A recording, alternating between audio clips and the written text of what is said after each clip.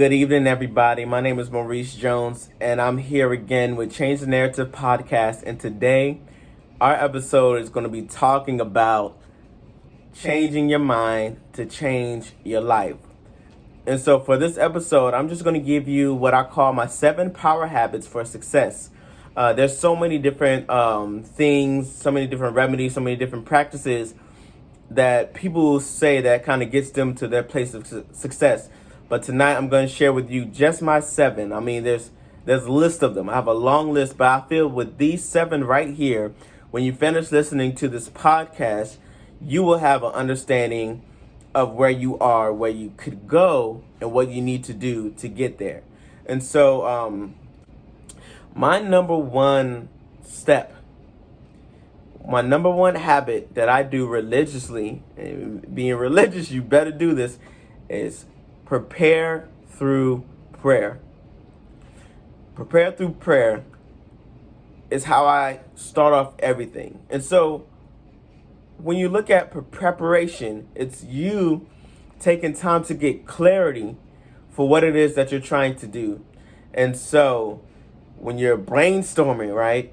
And that's what basically prayer is. It's communication with God, brainstorming. Lord, what is it? What's the next step? What's the plan?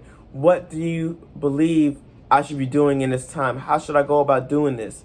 Is this what you truly want for me to do at this time? Is this, something flew in my eyes, sorry, y'all. But is this what you want me to do at this time, God? Is this what, am I doing the right thing? Am I doing it the right way? You know, what haven't I thought of yet?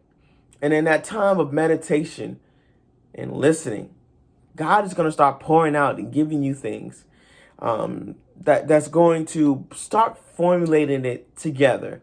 And a lot of people do this probably on their own, but you have to start with the end in mind. And in the preparation process, if you see the finished product, and people say it in different ways, you got to vision yourself, or you got to see yourself doing it and then start living it. You got to prepare with the end in mind. You got to visualize. You got to come up with some kind of notion of what it's going to look like. Like, you want to be a motivational speaker? See yourself speaking to multiple crowds with thousands of people, and then come up with a step-by-step plan backwards to where you are today. Or what is your, 5-year vision? Okay, what is 1 year backwards from that, and then a month, and then a day? So there's all these kind of things that you're planning, but planning with God is the best way, because 1, you're going to be in God's will, and 2, you're going to be in God's will, and most importantly, number 3, you're going to be in the will of God as you're planning out and preparing to go forward with what God has you. Now, number 2, once you've created that vision, write it down. The Bible itself said the people, people without a vision perish. And I'm paraphrasing, but you get the gist of what I'm saying. You write down those things that have come to you. You're like, oh, I got a new idea. Write that idea down. Oh, I have this vision. I want to help these people and do this thing this way. Write it down. Lord, you gave me this great vision. Write it down. It might not be for right now. It might be for a day from now, or a month from now, or a year from now, or 5 years from now. But when you write that vision, it's going to come to pass. Because first, you got the thoughts going. Then you're putting the thoughts to paper. So now you got a visual plan. You're not going to lose what you thought of because you wrote it down. So my number 3 is setting goals. So I'll use the example. I had a vision of me paying off my house. Starts with, okay, end of mind, house is paid off 5 years from now. So let's reverse cycle that. Okay, a year from now, I want to pay off 1/5 of it.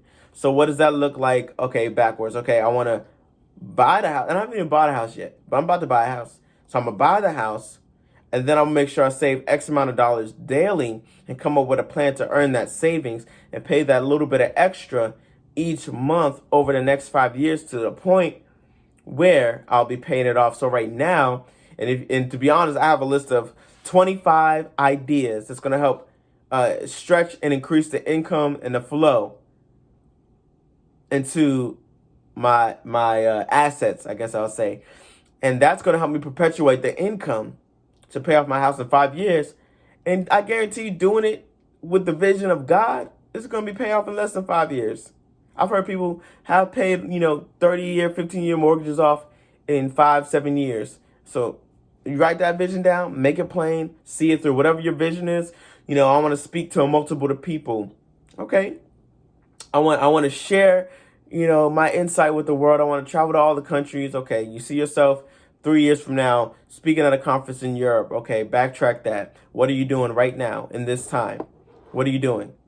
Okay, let me do a local conference with about 20 people. Let me do an online stream that has about 10 guests and start building that up and start spreading out from there. And then it will grow into that vision that you plan. So set goals. Number 4, I do this on and off. I'm going to be honest with you guys, but getting up early, waking up early is crucial to attacking your day. With me being a father of 3 and 1 on the way, my time is crucial. I work a full-time job, do ministry in my own business with the rest of my time. And then the other time is family time. And I spend a lot of time family because I have a young family. So I want to raise them the right way. I want to spend as much time with them as possible. And so I have to sacrifice my personal time. So I don't want to sacrifice my family time, my time with my kids. So it's either me staying up late doing work or getting up early doing work. Now, if you're a night owl, go ahead and knock out your work, but be committed. If your kids asleep like mine are by 9:30, the latest 10 o'clock, get them to sleep on time and then have that commitment. Okay, I'm going to work extra hard from 10 o'clock to midnight or to 1 or 2 in the morning.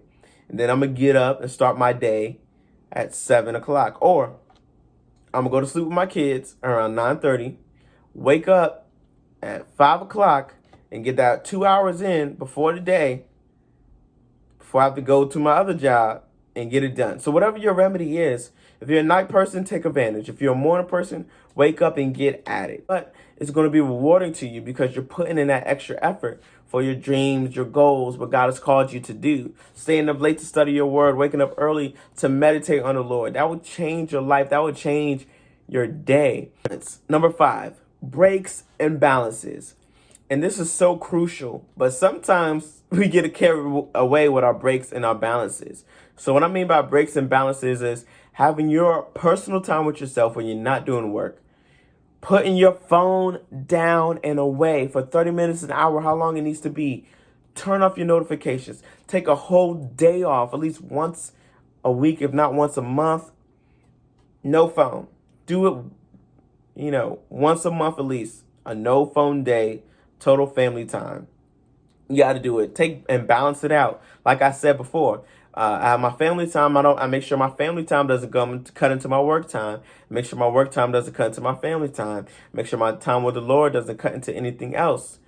And when you do that, when you structure that, you have that perfect balance. What I do now is on my ride home, I take that time to do audiobooks and to meditate on the Lord. That's a good 30. I have a good 30 to 40 minute commute. So into work and on my way home from work, that commute is crucial and it's filled with constantly learning. So when I get home, it's straight up family time. But number 6 is eliminate negativity. Once you get in the motion of going forward and doing what God's called you to do, doing what your purpose is, what your passion is, that's when all the negativity is going to come. All the doubts are going to come. Oh, well, you stopped last time, so you're not going to do it. Well, you didn't finish that last book, so what makes you think you're going to finish this one? Well, you didn't have everything you needed for the last conference, so no one showed up at the last conference, so don't do this one. I'm talking about what you're repeating in your mind that gets you to stop every time. You got to dig down into those roots and say, okay, this is what caused me to think this way. This is what caused me to stumble. This is what caused me to not feel good about myself. And these are lies. These are lies about myself. Because God called me to be great. God called me to do these things. God says this about me.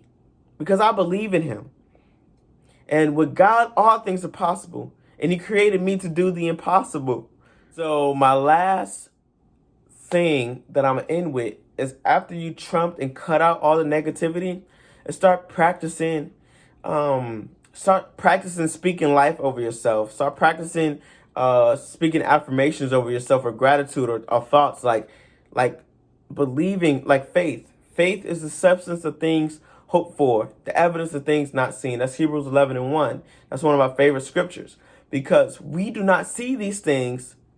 We looking at the end in mind, right?